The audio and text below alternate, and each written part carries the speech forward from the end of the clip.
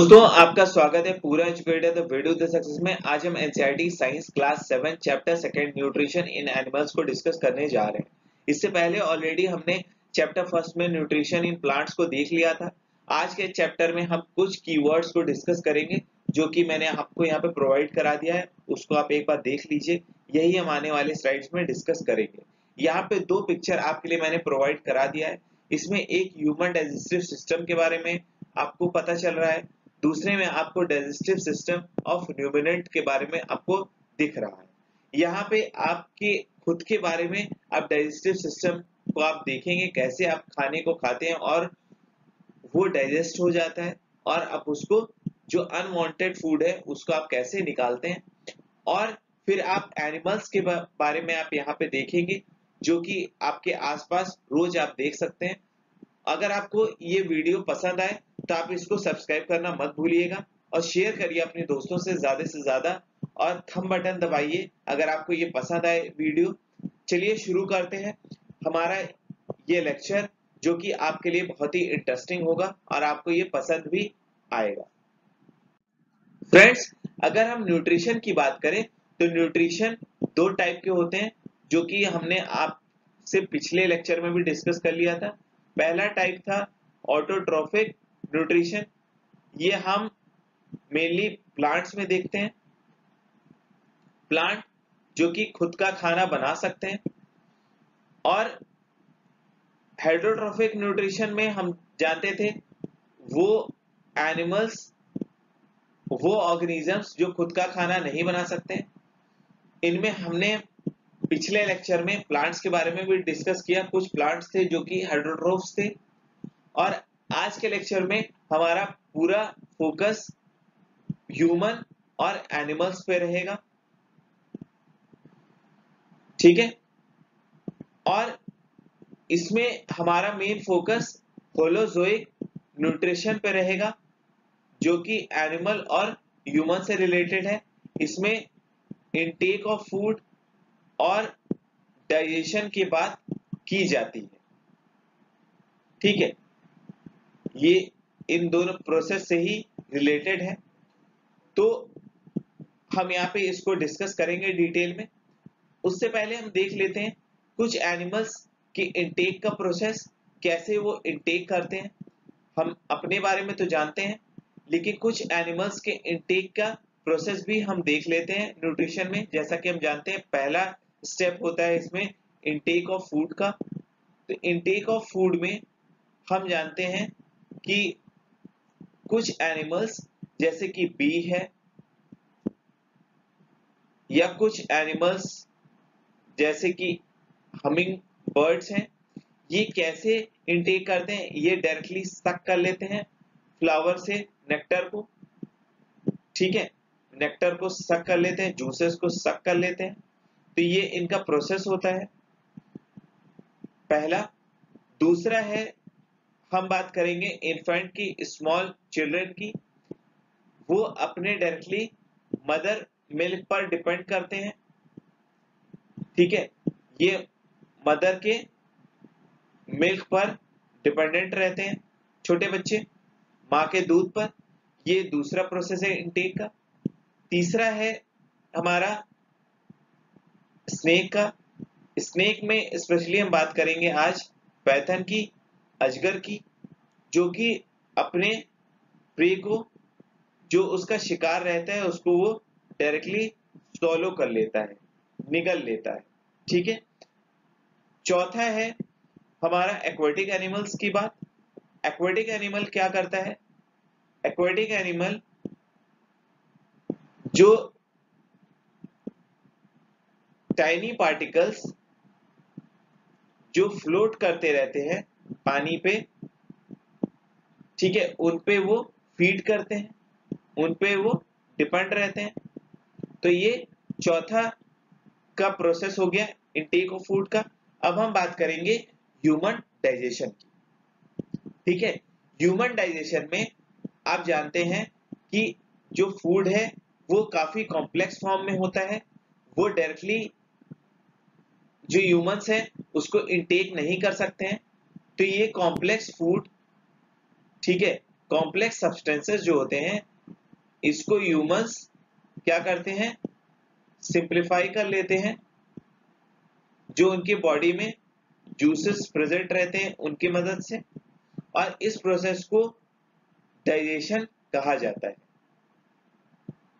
ठीक है, यही जो डाइजेशन का प्रोसेस है इसी के बारे में हम काफी डिटेल में आने वाले स्लाइड में डिस्कस करेंगे एक एक करके। तो चलिए देखते हैं।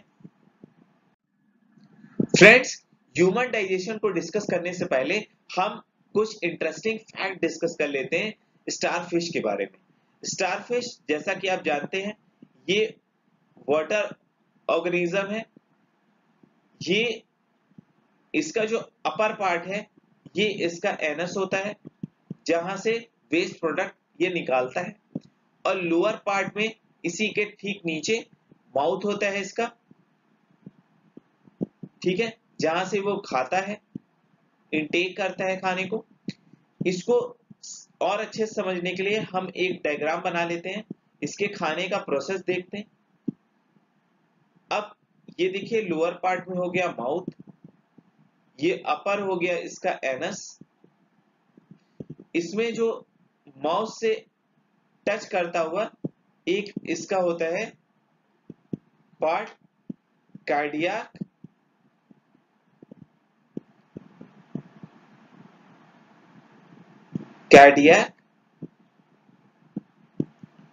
Stomach,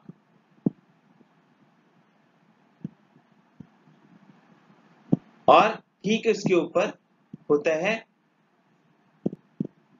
pyloric stomach. ठीक है, और फाइनली इंटेस्टाइन होता है, और इंटेस्टाइन फिर जाके जुड़ जाता है एनस में।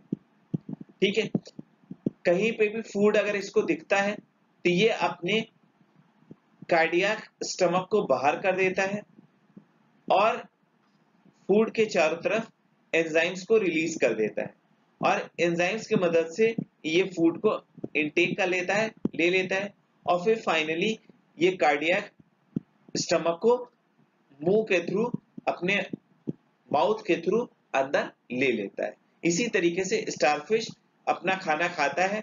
ये देखिए कितना डिफरेंट है, और किसी भी ऑर्गेनिज्म से हम अगर कंपेयर करें तो, इसीलिए मैंने यहाँ पे आपको बता दिया ये।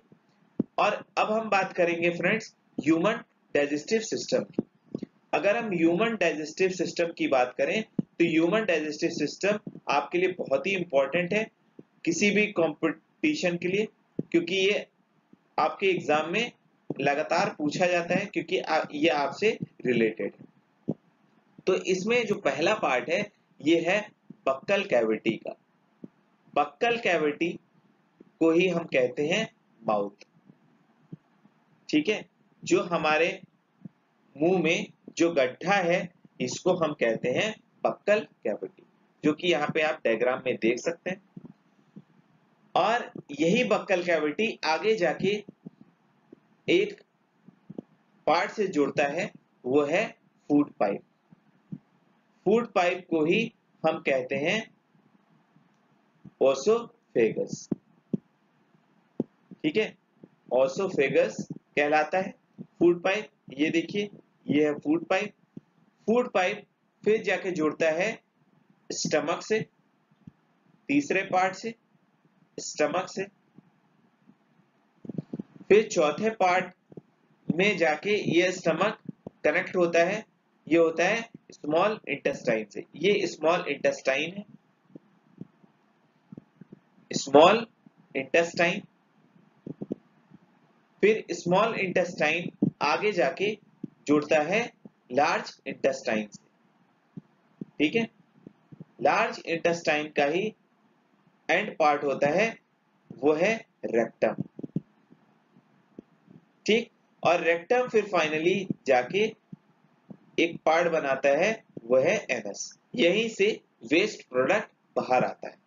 ठीक है, बक्कल कैविटी से खाना जब आप लेते हैं वहीं से डाइजेस्टिव सिस्टम शुरू हो जाता है, डाइजेशन शुरू हो जाता है प्रोसेस, और फिर वो फूड पाइप में आता है, फिर वो स्टमक में आता है, फिर वो स्मॉल इंटेस्टाइन में आता है, फिर लार्ज इंटेस्टाइन में आता है, रेक्टम में आता है, फिर एनस में आता है। और ये पूरे प्रोसेस में कई अलग अलग जगह पे स्लेवरी ग्लैंड्स हैं, लीवर है, पैंक्रियाज है, ये डाइजेस्टिव जूसेस को रिलीज करते हैं और एक कॉम्प्लेक्स सब्सटेंस को एक सिंपलर सब्सटेंस में कन्वर्ट कर देते हैं। और यही जो सिंपलर सब्सटेंस है हम अपनी बॉडी में यूज करते हैं, ठीक है। और ये जो सातों पार्ट है इनको हम एक साथ एलिमेंट्री कनाल कह सकते हैं, डाइजेस्टिव ट्रैक्ट कह सकते हैं। अब इन्हीं अलग अलग पार्ट को हम एक एक करके डिस्कस करें, तो चलिए देखते हैं। ह्यूमन डाइजेस्टिव सिस्टम के हम अब पहले स्टेप की बात करने जा रहे हैं, वो है माउथ या बक्कल कैविटी। बक्कल कैविटी क्या है, ये देखिए पिक्चर यहाँ पे बना हुआ है जी। ये जो मुंह का गड्ढा है आपका, यही बक्कल कैविटी कहलाती है और मुंह कहलाता है।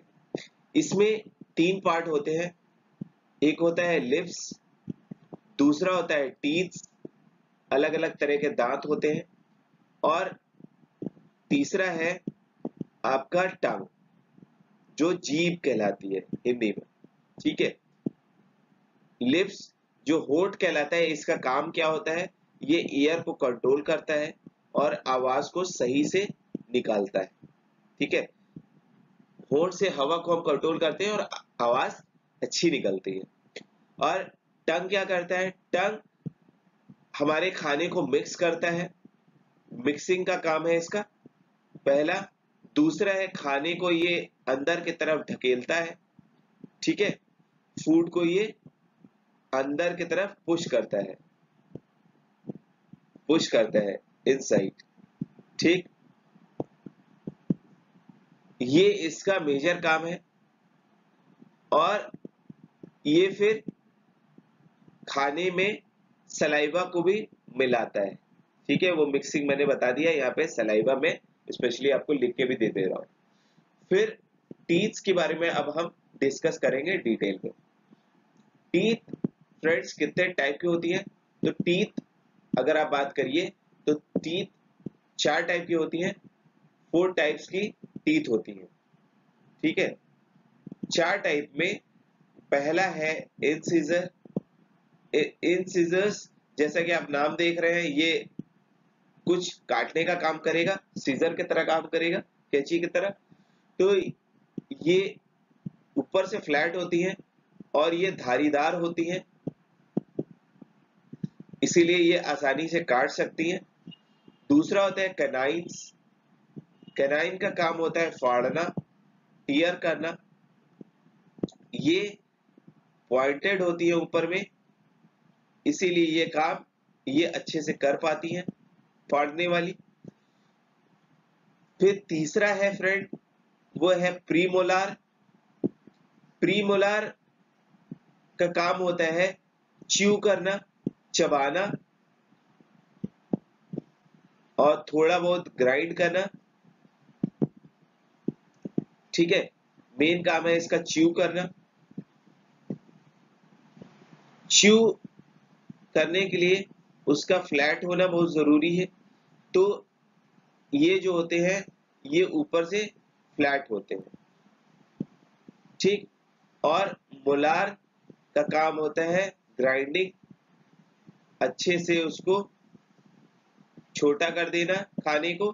तो इसमें ग्रूव्स होते हैं ऊपर में, तो ये ग्राइंड कर पाता है, ठीक है। और हम दांतों को काउंट करने के लिए भी फॉर्मूले का इस्तेमाल करते हैं। हम कैसे आखिर काउंट करें, काफी ज्यादा टीथ होते हैं, तो जो फॉर्मूला होता है ये होता है कुछ इस तरीके का, देखिए 2 1 2 3 बाय 2 1 2 3।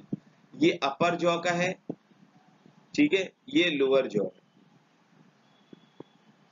यहाँ पे पहला जो है ये इंसिजर्स है, इसको हम आई से रिप्रेजेंट करते हैं, सी कैनाइन, पी हो गया प्रीमोलार, एम हो गया मोलार। और इसको हम ऐड करके मल्टीप्लाई कर देते हैं 2 से, तो ये एडल्ट का टीथ बता देता है 32। और अब अगर हम चाइल्ड को कैलकुलेट करें, चाइल्ड के दांत को तो कैसे हम कैलकुलेट करेंगे, तो जो प्री मोलार है यहाँ पे जो 2 था वो 0 हो जाता है और मोलार जो 3 था वो 2 हो जाता है। ऐसे फिर आप ऐड करके मल्टीप्लाई कर दीजिए 2 से, तो ये फिर से अब जो 32 आ रहा था ये अब आ जाएगा 20 टी। ठीक है, पूरे लाइफ टाइम में अगर हम अपने दांत की बात करें तो ये 2 टाइप के होते हैं। 6 साल तक जो दांत होते हैं इनको हम कहते हैं मिल्क टीथ। ठीक है, मिल्क टीथ, जो मिल्क टीथ है ये 6 साल तक हो जाते हैं कंप्लीटली, और उसके बाद ये टूटना शुरू हो जाता है। उसके बाद आता है परमानेंट टीथ। परमानेंट टीथ पूरी तरीके से 21 साल तक आ जाते हैं। ये वैरी भी करता है कई लोगों में, ये उम्र जो है कुछ में बाद में भी आता है, कुछ में जल्दी भी आ जाता है। परमानेंट टीथ का जो लास्ट टीथ होता है ये कहलाता है विजडम टीथ। आप लोग लिखिएगा कि किन किन में विजडम टीथ आया है। ठीक है, कमेंट करके बताइए। और जो डाइजेशन का पार्ट है फ्रेंड्स, ये फूड है। फूड को जैसे ही आप लेते हैं वैसे ही सलाइवा आ जाता है, जो कि सलाइवरी ग्लैंड रिलीज करता है, और ये जैसे ही सलाइवा इसमें आता है तो सलाइवा के कारण आपका खाना सॉफ्ट हो जाता है और आप अच्छे से दांतों के मदद से उसको खा सकते हैं, उसको छोटा कर सकते हैं। एक कॉम्प्लेक्स फूड आसानी से सिंप्लीफाई हो सकता है। इस तरीके से हमारा माउथ का प्रोसेस शुरू हो जाता है। आने वाले स्लाइड में हम सलाइवा और टंग के बारे में काफी डिटेल में पढ़ेंगे। तो चलिए देखते हैं। फ्रेंड्स, अभी हमने बात की थी माउथ की, तो माउथ में जैसे ही हम खाते हैं यहाँ पे सलाइवा रिलीज होता है। ठीक है, तो सलाइवा का काम क्या होता है? सलाइवा का काम होता है ये सलाइवा एक कॉम्प्लेक्स फूड को एक सिंपलर फॉर्म में कन्वर्ट करता है, तो एक स्टार्च को शुगर में कन्वर्ट कर देता है। ठीक है, शुगर में कन्वर्ट कर देता है, ये इसका काम होता है फर्स्ट। ठीक, दूसरा काम क्या है? सलाइवा खाने को सॉफ्ट कर देता है।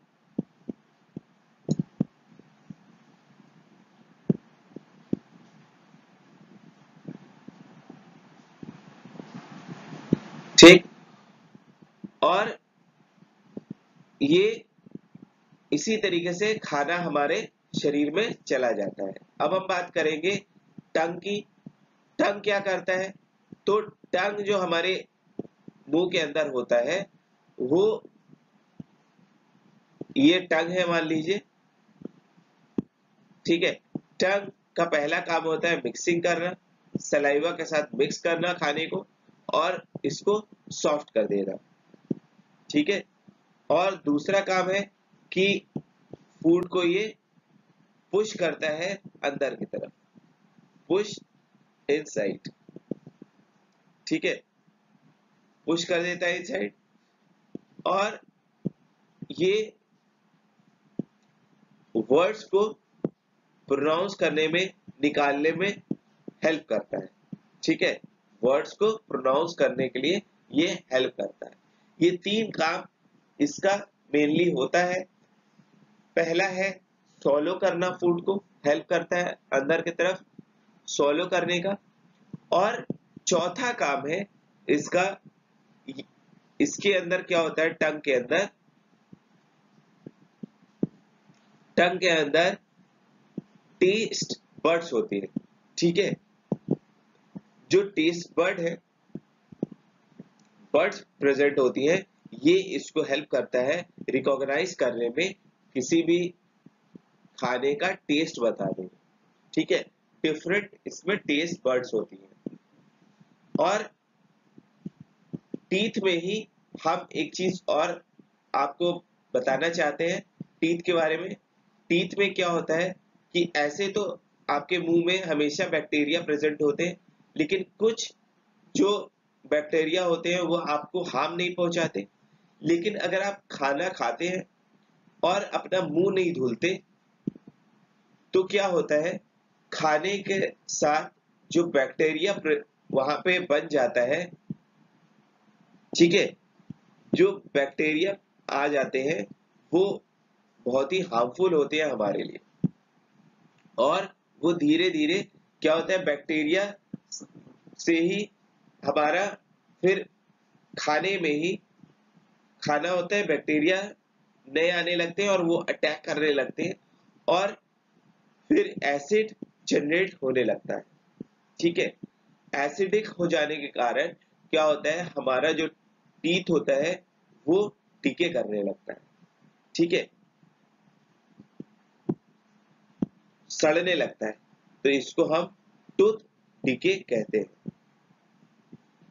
ठीक है, इसी को बचाने के लिए हम लोगों को रेगुलरिटी में डॉक्टर से कंसल्ट करना चाहिए और ये टूथ डिके को रोकने के लिए हमको कम से कम 2 बार दांतों की अपनी सफाई करनी चाहिए।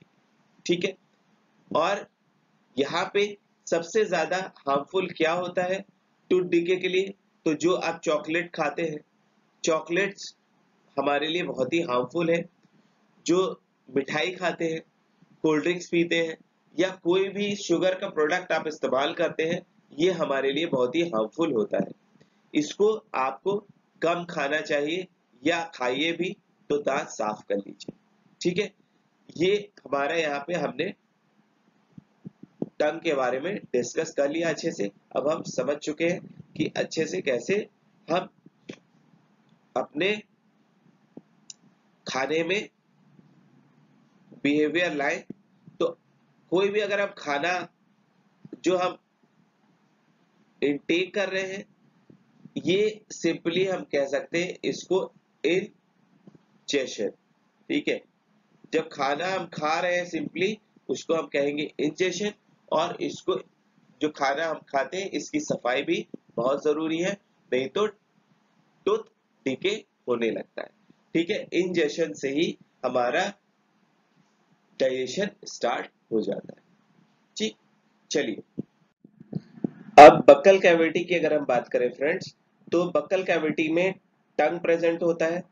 जैसा कि अभी आपको मैंने बताया, इसमें डिफरेंट टेस्ट बर्ड्स होती हैं जो कि आपको रिकॉग्नाइज करने में हेल्प करती हैं टेस्ट की। ठीक है, ये अलग अलग टेस्ट के लिए अलग अलग बर्ड्स होती हैं, आप यहाँ पे रिकॉग्नाइज कर सकते हैं। और एक बात और है कि जो ये आप खाना खा रहे थे, ये कभी कभी क्या होता है कि आप बाहर वॉमिट कर देते हैं। तो आप ये वॉमिट क्यों करते हैं, ठीक टंग के पीछे में जो एक पाइप गई हुई है, इसको हम कहते हैं फूड पाइप। ये कहलाता है फूड पाइप।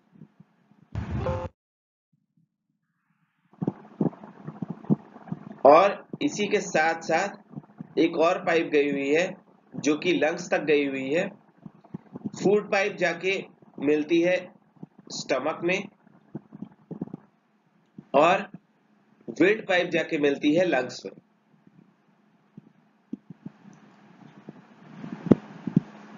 ये जाके मिलती है लंग्स में। ठीक है, तो क्या होता है, जब आप खाना खाते हैं, मान लीजिए कोई आपने खाना खाया, इसको टंग ने पुश किया अंदर की तरफ, ठीक है, पुश कर दिया, तो ये जाना चाहिए फूड पाइप में। क्योंकि आप ये भी सोच सकते हैं कि विंड पाइप में भी जा सकता है, हाँ जा सकता है, लेकिन यहाँ पे एक वाल्व होता है जो कि उसको ब्लॉक कर देता है, विंड पाइप को ब्लॉक कर देता है, जिससे खाना सीधे फूड पाइप में ही जाता है, विंड पाइप में नहीं जाता है। लेकिन कभी आप हड़बड़ी में खा रहे हैं या आप बात कर रहे हैं खाते हुए या आप हंस रहे हैं, तो क्या होता है, खाना गलती से विंड पाइप में चला जाता है और इसके कारण आपको वोमिटिंग लगने लगती है। और अगर ये ज्यादा देर तक आपके विंड पाइप में रह जाए तो इवन आपकी डेथ भी हो सकती है। तो ये समझ लीजिए आपके लिए कितना खतरनाक है। इसीलिए अब आगे से ध्यान रखिएगा, खाइएगा तो बात मत करिएगा, ठीक है। अब हम बात करेंगे फूड पाइप की, या हम इसको कह सकते हैं दूसरी भाषा, दूसरा भी इसका नाम दिया हुआ है ओसोफेगस।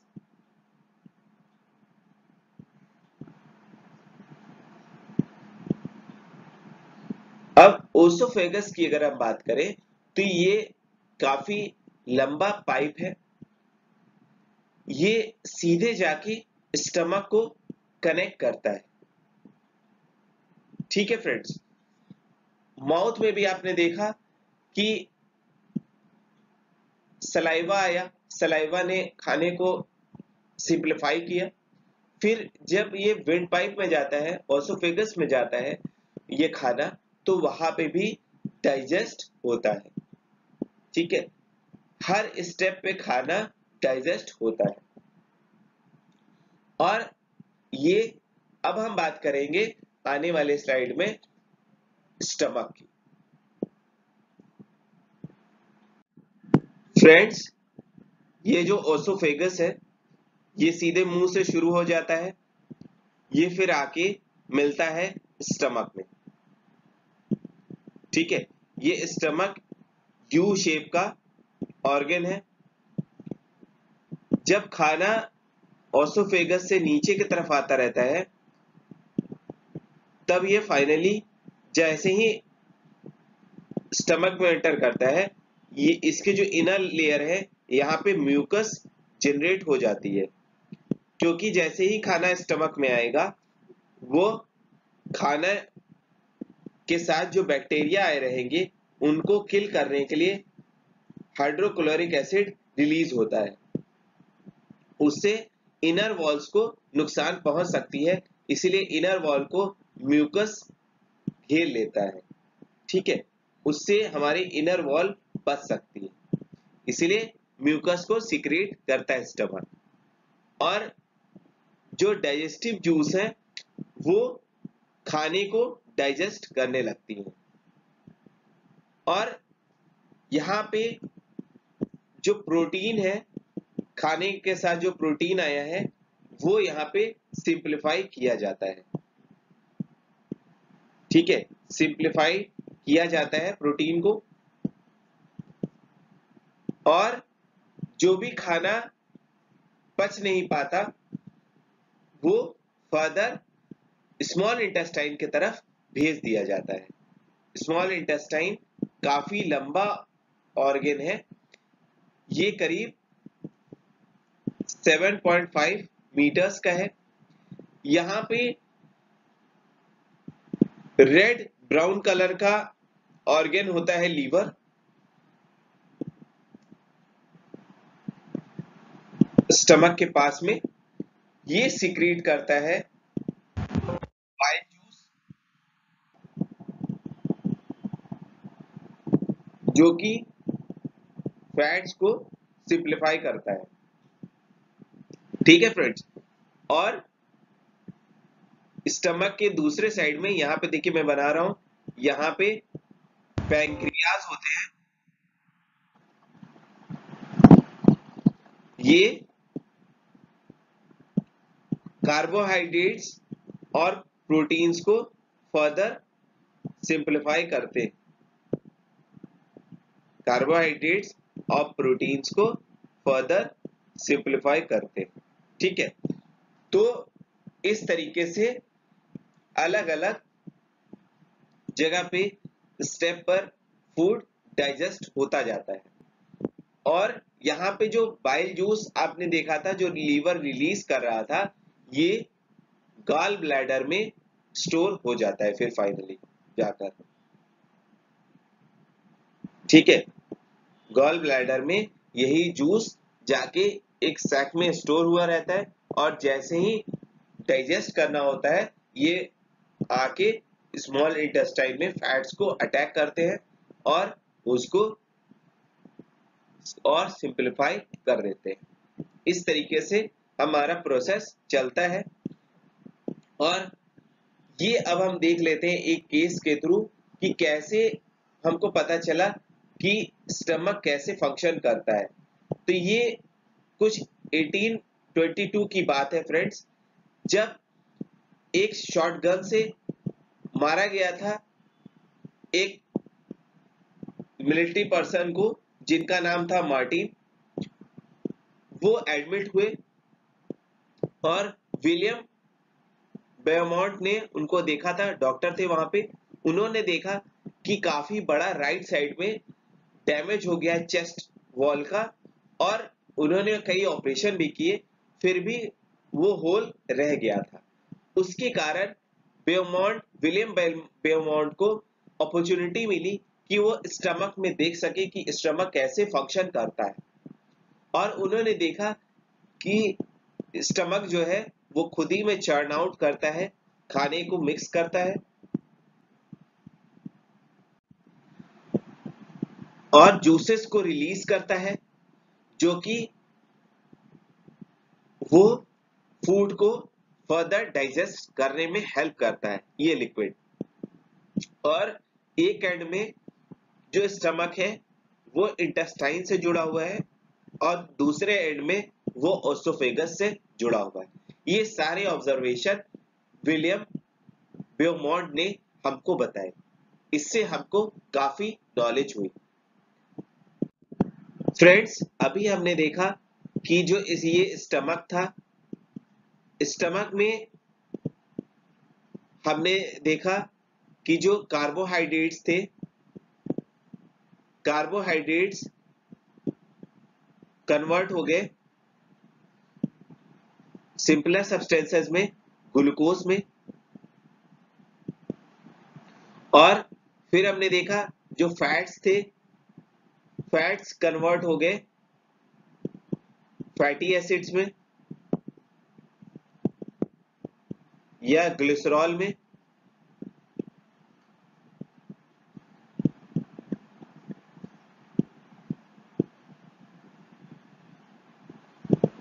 और थर्ड हुआ प्रोटीन, प्रोटीन्स ये कन्वर्ट हो गए अमीनो एसिड में। ठीक है, ये मैंने आपको फिर से एक बार लिख दिया कि आप याद कर सके क्या किसमें कन्वर्ट हुआ। अब हम बात करेंगे स्मॉल इंटेस्टाइन। स्मॉल इंटेस्टाइन में हमने देखा कि वो 7.5 मीटर का है, बहुत लंबा है, और उसमें कुछ प्रोजेक्शंस भी है। कुछ इनर पार्ट में अगर आप देखिए तो कुछ उसमें छोटे छोटे, देखिए ये बना रहा हूं मैं, ये स्मॉल इंटेस्टाइन है। इनर वॉल में आपको कुछ फिंगर टाइप के ऑर्गन आपको दिखेंगे, कुछ इस तरह के हैं ऑर्गन, ये विली कहलाते हैं। विली का काम क्या है? विली स्मॉल इंटेस्टाइन का सरफेस एरिया बढ़ाता है। ठीक है, सरफेस एरिया को इंक्रीज करता है, और इसके इंक्रीज हो जाने के कारण ज्यादा से ज्यादा फूड जो डाइजेस्ट हो चुका है वो एब्जॉर्ब किया जा सकता है। ठीक है, एब्जॉर्ब करके वो ब्लड वेसल में भेज देता है डाइजेस्टेड फूड। ठीक है, और वो हमारी बॉडी में यूटिलाइज होता है, और यूटिलाइज होने से पहले वो फिर से एक बार जो सिंपलीफाइड फॉर्म था फूड का उसको वो कॉम्प्लेक्स में कन्वर्ट करता है।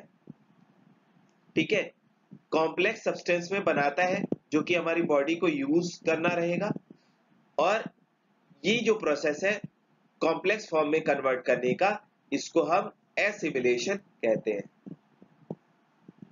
ठीक है, एसिमिलेशन।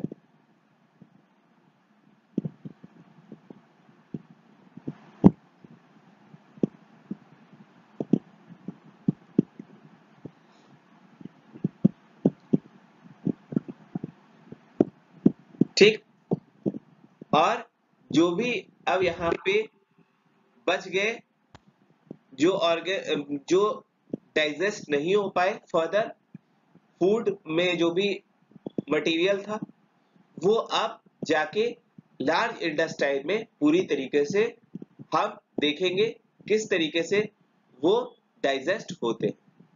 तो अब हम बात करेंगे लार्ज इंटेस्टाइन की।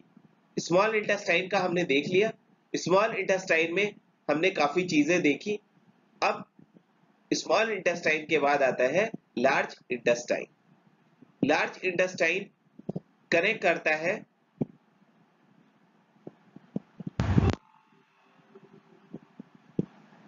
लार्ज इंटेस्टाइन से, ठीक है। यहां पे स्मॉल इंटेस्टाइन था, आपने देखा था काफी लंबा था, और यहाँ पे जो ये लार्ज इंटेस्टाइन है ये करीब 1.5 मीटर्स का है।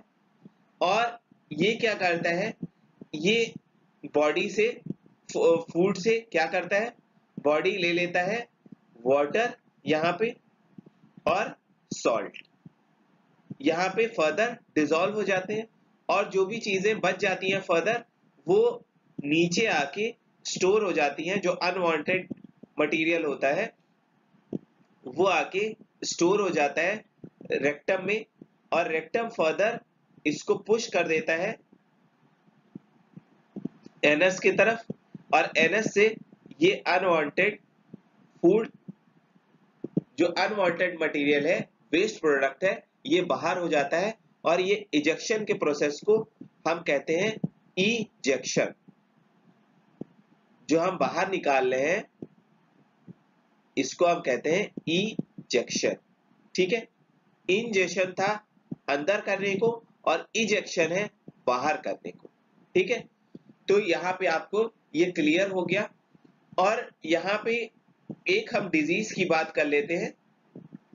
जब हमारे बॉडी से ज्यादा वाटर लॉस होने लगता है, इजेक्ट होने लगता है, तो ऐसे डिजीज को हम डायरिया कहते हैं।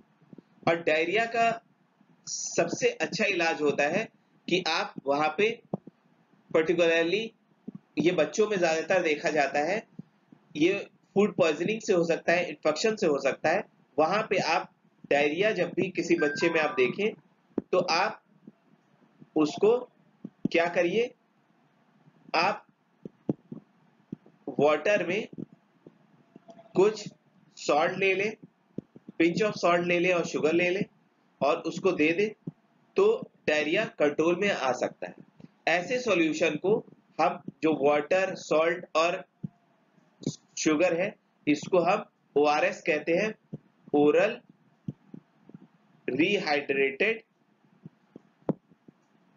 रिहाइड्रेशन सॉल्यूशन, ठीक है। इससे आपका डायरिया कंट्रोल हो सकता है। और अब हम बात करेंगे जो ह्यूमन, अब तो अभी हमने देखा ह्यूमन के बारे में, अब हम बात करेंगे एनिमल डाइजेशन की। वो एनिमल्स जो ग्रास खाते हैं और हम नहीं खा सकते ग्रास को, इस पे हम डिस्कस करेंगे। तो यहाँ पे हम आने वाले स्लाइड में इसको डिस्कस करते हैं। फ्रेंड्स, अब हम बात करेंगे ग्रास ईटिंग एनिमल्स की। इनमें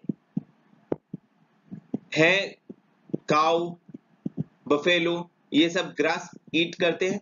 और हम क्यों नहीं खा सकते, आज आपको ये पता लगेगा। देखिए, इनकी जो बॉडी है ऐसे एनिमल्स की, इनमें एक ऑर्गन होता है रूमेन, ठीक है। रूमेन क्या करता है, देखिए गाय हमेशा क्या करती है, घास को खाती रहती है, और वो उसको सेंड कर देती है रूमेन में, जो वो नहीं भी खा पाती है उसको भी तुरंत। और यहीं पे इनका जो फूड होता है ये पार्शली डाइजेस्ट हो जाता है, पार्शली डाइजेस्ट कर लेता है, और ये इसको गुड में चेंज कर देता है, ठीक है, सेमी सॉलिड फॉर्म में कन्वर्ट कर देता है। और टाइम मिलने पर ये फिर वापस गाय के मुंह में आ जाता है और गाय इसको खा लेता है। ये जो प्रोसेस होता है इसको हम रेमुनेशन कहते हैं, रूमिनेशन कहते हैं, ठीक है, रूमिनेशन कहते हैं, और इसीलिए ऐसे एनिमल्स को हम रूमिनेंट कहते हैं, रूमिनेंट कहते हैं, क्योंकि ये दोबारा खा सकते हैं जो अनडाइजेस्टेड फूड है। और जो ग्रास है वो हम क्यों नहीं खा पाते, क्योंकि उसमें सेल्यूलोज बहुत ज्यादा होता है। सेल्यूलोज कार्बोहाइड्रेट रिच फूड है, ठीक है, तो जो सेल्यूलोज है ये हम डाइजेस्ट नहीं कर सकते क्योंकि ये कार्बोहाइड्रेट रिच फूड है, ठीक है। और ये क्या होता है, जो रूमिनेंट होते हैं, रूमिन होते हैं पार्ट, ये लार्ज इंटेस्टाइन और स्मॉल इंटेस्टाइन के बीच में होता है, इंटेस्टाइन, ठीक, लार्ज इंटेस्टाइन के बीच में ये प्रेजेंट होता है। और ये देखिए यहाँ पे ये बीच में प्रेजेंट होता है, ये देख लीजिए डायग्राम में आप ये देख पाएंगे। तो यहाँ पे ये पूरी तरीके से क्या होता है, बैक्टीरिया जो होते हैं ये पूरी तरीके से इस पे अटैक करते हैं और ये पूरी तरीके से जूस की हेल्प से यहाँ पे ये डाइजेस्ट कर लिया जाता है।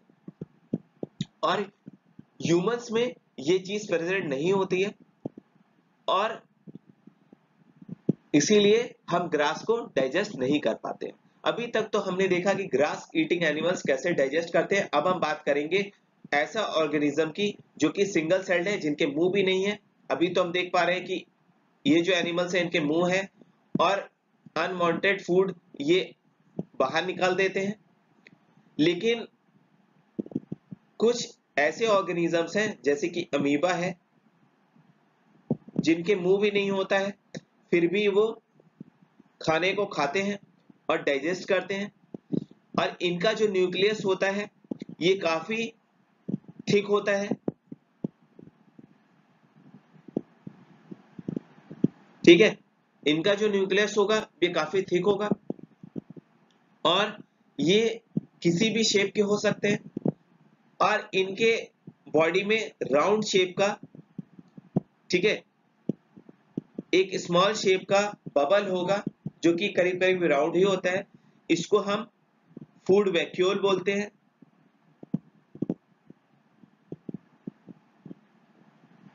फूड वैक्यूल्स बोलते हैं। अभी हम देखते हैं ये कैसे वर्क करते हैं।